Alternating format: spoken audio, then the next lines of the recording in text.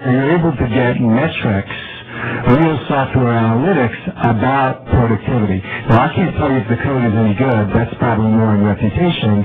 But we're seeing some really interesting metrics about how much actual time do developers spend coding in a 8 or 9 or 10 hour day, and how many check-ins or how many bugs are they fixing. And because you know the rates that you're paying and because you know the bugs that they're fixing, you can get real-time data about how much does it cost per feature or how much does it cost per defect. So I'm not going to share any of that data with you other than to say we're seeing some really interesting trends about parts of the world where you're likely to get better feedback based on your rate, or you're likely to be more productive based on what geography you come from. So I have to agree and say that in this case, the world is round, not flat. Cool. I'd have to say that Bill Belichick might want to do a collaboration with you. Did you want to make a comment? Yeah, just quickly say that, about the only thing India and China have in common is the border. They're very different economies, very different countries, and there is actually not a whole lot of cross-border commerce. Both countries predominantly trade outside themselves, so in China with the U.S. and India with the U.S. and Europe. And I think from a technology perspective, Indian companies are actually not looking to China as a resource base. And in fact, some Indian companies are looking to a few areas outsourcing like gaming for China to be a leader in that and to take the lead within India to see what China has done before. But overall, I don't see a whole lot of synergy so far between the two countries in terms of specifically the outsourcing world. Can we turn that question back to you? Are you working with any Indian teams or doing any collaboration? Oh, I work for China-based outsourcing company. I guess was there any way to work together? I don't think there's a competition. It's really hard now, and since the market is still growing, and as this gentleman said, maybe now we have no such a synergy together, but in the future, I believe since we have different strengths in the market, any collaborations or corporations may make the new markets, and still we can benefit together. Yeah. Excellent. I wanted to ask how we're doing on time. Yeah. Two more questions. Okay. I wanted to ask the panelists about the corruption in India and if that has affected you.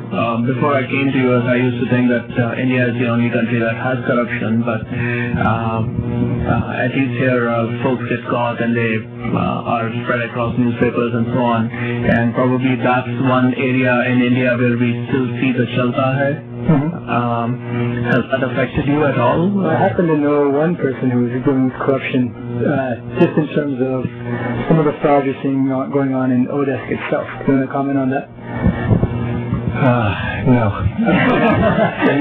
We see some interesting things. I mean, you see, a lot of fraud from around the world where, you just be amazed of, fictitious buyers paying themselves or providers, taking a deposit on a project and then skipping town and then signing up as a different provider. And, we've had to invest a lot in fraud detection and prevention and, even credit card fraud from around the world. And, it's interesting as you especially dealing with payments, right? Because we also pay in 60+ countries, and anybody here in international payments, don't go into that business. I mean, even PayPal shied away from that because it's really, really hard. And put it in perspective, eBay, recently we added a new advisor, Rob Chestnut, who's head of fraud, trust, and safety at eBay. He's been doing it for 8 years. He has 2,000 direct reports at eBay, just on fraud, trust, and safety alone. And so I don't know if I'm answering your specific question about corruption in India. Yeah, I was wondering more about the, say you go to register a company and you have to pay bribes and so on, so more towards the infrastructure, the politics and so on, rather than general fraud. No, but you can let me know where to pay that bribe. We found no corruption in that sense. I remember we registered for both Andalay and for RIA in like a week. Didn't pay any bribes. The one thing the Indian government's done a really good job of is this STPI program, and moving it aside and somehow getting it out of the main bureaucracy and all the corruption, and I mean that program works. It's efficient. It's as fast as anything in India. I mean, you get registered in record time. You get bonded in record time. You get unbonded when you need to. They don't harass you.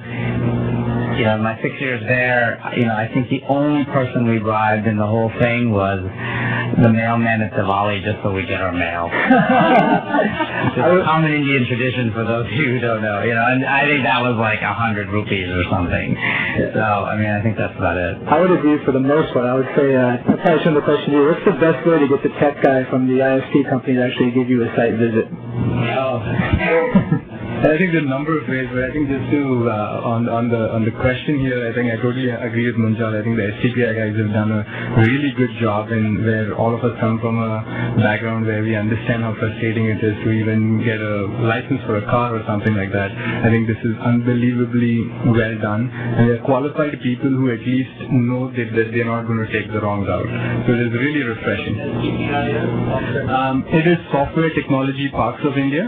So it's basically a body that has been formed to take care of registration of software units, whether they are for domestic market or for export only.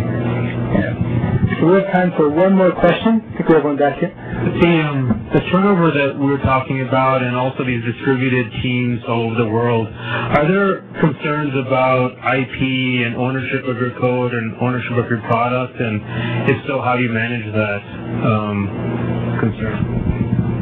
I think we've faced some of this because when we're working with some of the companies, that is obviously a big issue. And what we have had to do is kind of obviously go into contracts where we sign up for the security and protection of the IP and code. However, I think there is a fundamental problem with protecting in the real sense in your India offices. And I think because you're connected and the employees could zip and send the code file outside and things like that. And some of the experiences that we've had is, I think the young generation in India really cannot or is open to doing things that I wouldn't have done when I was growing up in a middle class family.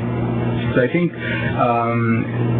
doing some kind of fraudulent activities while working in companies is not really, they're not afraid of it, which is really a very bad thing that we've come across, and we always wonder how they think of it that way. So I think a good corporate attorney is very important, and a lawyer as well, to send notices and things like that. So we haven't really had to deal with such issues. The turnover hasn't been that bad, and partly it's because maybe we're in Delhi, and I think that's a huge part of the experience we've had is that we aren't in Bangalore.